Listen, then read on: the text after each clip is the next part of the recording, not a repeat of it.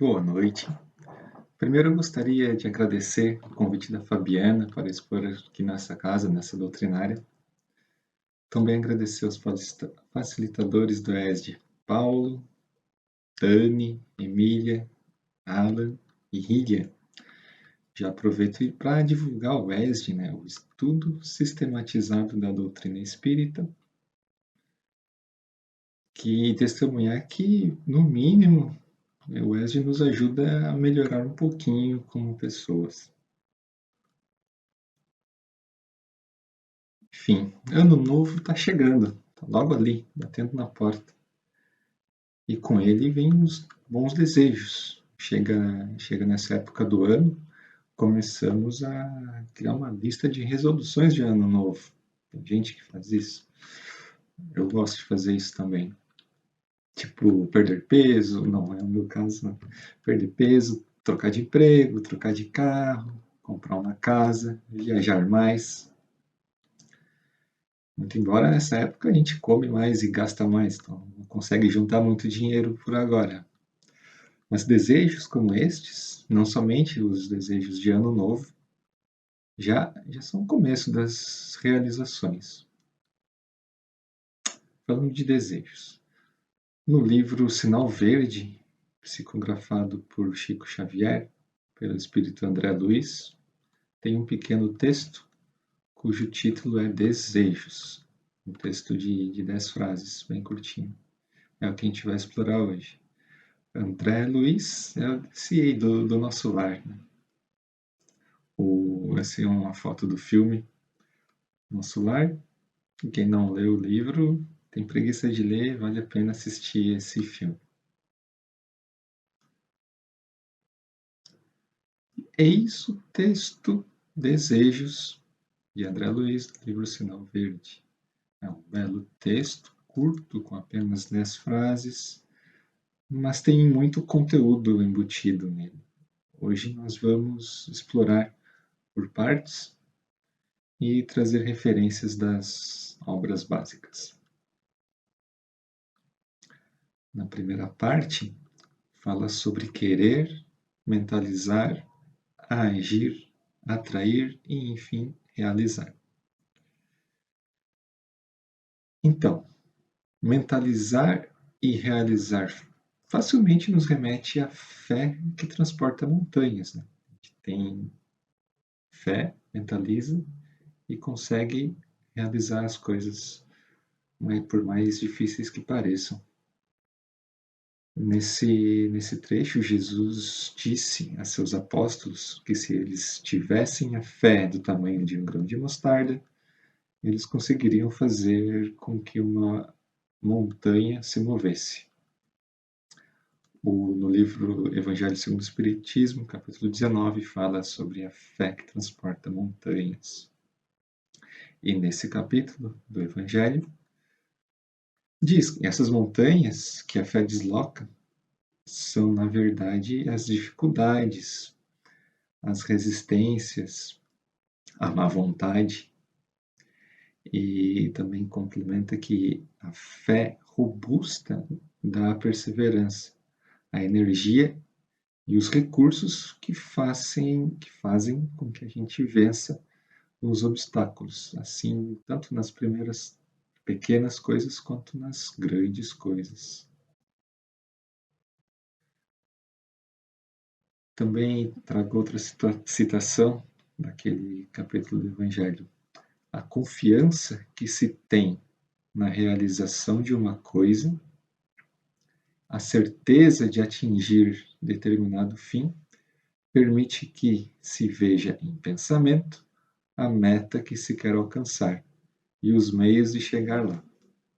Então, quanto aumenta nosso nível de fé, a gente consegue mentalizar a nossa meta, o alvo que a gente quer atingir, e também já planejar passo a passo. Para atingir tal coisa, primeiro tem que fazer isso aqui, depois o próximo passo seria aquele outro, por assim em diante. Vamos continuando, então. As 3 próximas frases dizem que nós somos ou seremos como acreditamos ser e que teremos aquilo que desejamos. Ora, se nós vamos ter aquilo que a gente deseja, me lembra do Evangelho segundo o Espiritismo, de novo, né? O item buscai e achareis, que é do capítulo 25. Ajuda-te a ti mesmo, que o céu te ajudará. Veja bem, primeiramente nós temos que nos ajudar, fazer algo por nós, em vez de ficar completamente parados, só esperando. E não funciona.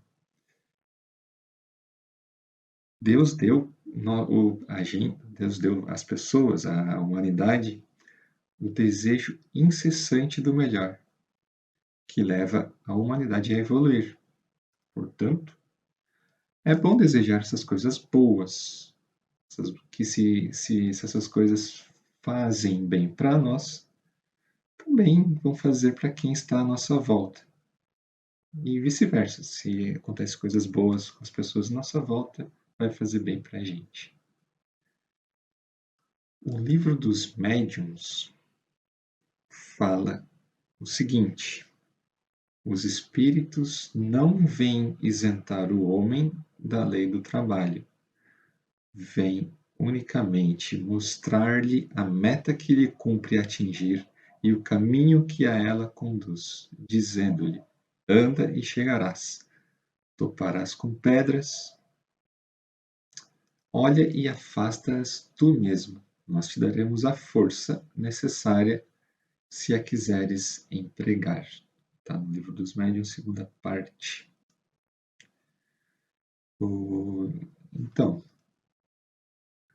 Livro dos Espíritos, na parte terceira, fala sobre a lei do trabalho e a lei do progresso. Nada mais justo, né? A gente tem que trabalhar e atingir as coisas que a gente desejou, trabalhando, logo vamos progredir. Bem, faz bastante sentido.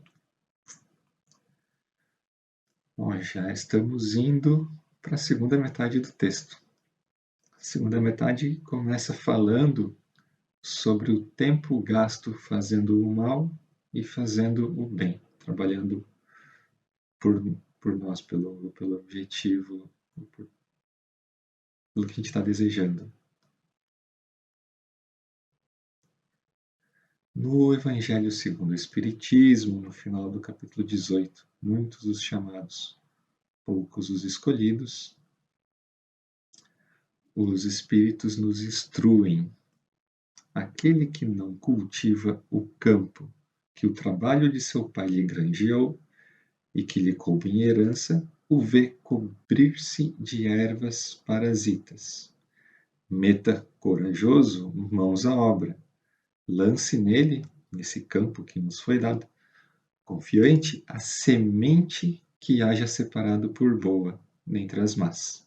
Regue-o com o seu amor e a sua caridade. Verá, então, coroados de êxito os seus esforços, e um grão produzir 100 e outro 1000. Vamos trabalhar. A gente ganhou essa vida, né, que é o campo que nos foi dado, e temos que meter mão à obra. Em oposição ao trabalho, tem a preguiça. No Livro dos Espíritos, questão 574, Kardec pergunta aos espíritos sobre as pessoas que são, por conta que são voluntariamente inúteis. E pergunta por que elas escolheram uma existência sem proveito.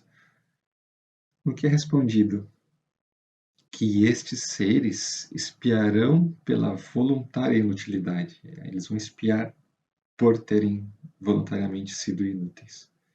E que vão pedir, depois de desencarnado, para voltar né, voltar à encarnação e recuperar esse tempo perdido. Mas também pode ser que essas pessoas tenham se deixado levar por essas sugestões dos espíritos a ficar ociosos. E é difícil, né, resistir a um sofazão com uma TV ligada cheia de filmes, ou até mesmo celular cheio de conteúdo para ver. Eu, por exemplo, para preparar essa apresentação, levei vários dias. Aí lembra do Evangelho segundo o Espiritismo, capítulo 18, a porta estreita. Larga é a porta da perdição. Dando continuidade, falando agora sobre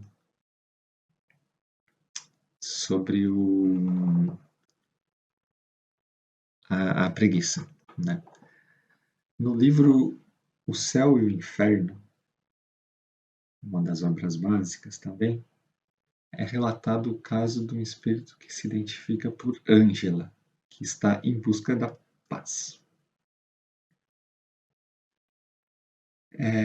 Nesse livro, nesse trecho, ele relata, então, um breve diálogo entre a Ângela e o médium. E a Ângela chega para ele e diz que está arrependida do passado e teme o futuro, teme o desconhecido. Quando o médium pergunta para esse espírito, que se identificou como Ângela, ela disse que na última encarnação ela tinha uma boa posição social, que foi casada, foi mãe, mas depois de casada, depois de virar mãe, ela não fez mais nada. Ela também disse que quando era solteira, ela se divertia, e depois de casada, apenas ficava aborrecida e que não cuidava de nada, nem da casa, pois tinha doméstica, então não cuidava dos filhos, não cuidava da casa, pelo jeito não dava atenção ao marido também. Então o médium percebe que talvez tenha sido essa inutilidade a causa do arrependimento e do medo que ela tem. E convida esse espírito a ajudar os espíritos que estão perto dela sofrendo também. Faz esse convite. E convida a ajudar como? Através de dar conselhos, fazer preces. Mas então ela responde que não sabe rezar. Então o médium oferece. A gente te ensina a rezar. Vamos ao trabalho? Daí ela recusa, porque cansa. Enfim, ela curtiu enquanto jovem, nunca fez nada de útil, nem mesmo na própria casa, na própria família. Deixou o marido infeliz, foi mau exemplo aos filhos. Eu acho que por ter sido inútil que ela foi culpada, né? Pois o mal nasce do bem negligenciado. O mal nasce do bem negligenciado. Então não basta apenas não fazer o mal. Não basta apenas não fiz nada, pelo menos eu não fiz nada de mal. A gente tem que agir, fazer o bem, a gente tem que trabalhar, não necessariamente trabalho remunerado, né, mas trabalhar pelo bem. Dando continuidade ao nosso texto, a primeira frase, todo desejo na essência é uma entidade tomando a forma correspondente, a gente já viu algo parecido lá no começo, né? Desejo é realização antecipada. Desejo é. A gente começa a desejar, já é o primeiro passo para tomar forma. A gente tem fé, deseja e começa a ver os nossos objetivos. E começa a planejar o nosso passo a passo. E a segunda frase: a vida é sempre o resultado de nossa própria escolha. Frase curtinha. Que fala nada mais do que livre-arbítrio e planejamento reencarnatório. Na parte das leis morais do Livro dos Espíritos, tem algumas questões de livre-arbítrio, lá no capítulo 10. No final desse capítulo, no final da parte das leis morais, Allan Kardec comenta que nós, quando estamos no plano espiritual, podemos ter o livre-arbítrio de escolher que nossa existência, quando encarnado, tem algumas arapucas, algumas armadilhas. Tipo, ser provocado a cometer algum crime. Para a gente, sei lá, se redimir de alguma coisa, passar por uma expiação, ou até por uma prova. Ao mesmo tempo que, quando estamos encarnados, temos o mesmo livre-arbítrio de cair nessa armadilha ou de resistir. Bem como a liberdade, né, de trabalhar em prol de algo ou não fazer nada. Mas nosso livre-arbítrio, tudo passa por nossas escolhas. Olha, estamos chegando já no final. Vamos lá, então. Último slide. Não vou falar mais muito. O pensamento é vivo, e depois de agir sobre o objetivo a que se endereça, reage sobre a criatura que o emitiu, tanto em relação ao bem quanto ao mal. A sentença de Jesus, procura e achará, equivale a dizer: encontrarás o que desejas. A minha esposa, a Débora, ela gosta muito do Pedi e Obtereis, de São Marcos. Seja o que for que peçais na prece, crede que o obtereis, e concedido vos será o que pedirdes. Eu, por exemplo, já pedi e alcancei algumas coisas, recentemente até. Mas também foi necessário trabalho. Trabalhei, pesquisei, estudei para conseguir conquistar aquilo que eu tanto desejei. E nada, nenhuma das coisas que eu pedi veio na hora que eu queria. Tudo demorou, mas aconteceu. Um tempo depois, eu até, dependendo das coisas, eu até tinha esquecido que eu tinha desejado essa coisa de tanto tempo que fazia. E depois que aconteceu, depois de algum tempo de ter acontecido aquilo, que eu percebi que eu havia já desejado muito aquilo há muito tempo atrás. Talvez porque estivesse faltando eu fazer alguma coisa ou passar por alguma situação para, enfim, ser concedido aquele desejo, para enfim, eu conquistar aquilo que vinha desejando. Por exemplo, há pouco mais de 10 anos, lá em 2012, eu desejei ter uma namorada querida, linda e loira. Confesso, pedi uma loira. E hoje estou casado com ela. Já faz um ano que estou casado com a minha bela e querida esposa. E faz pouco tempo atrás, ano passado, na verdade faz uns 7, 8 anos. 7, 8, não, 4, 5, 6 anos. Também desejei conquistar um determinado cargo numa certa localidade, em específico. Quero tal cargo nessa, naquela cidade. O que eu fiz? Eu fui atrás, pesquisei por vagas, fiz cursos. Recentemente, aí, nesse meu último desejo, fiz prova para tirar uma certificação. E, enfim, hoje já estou no emprego que eu queria. Mas estou feliz por enquanto.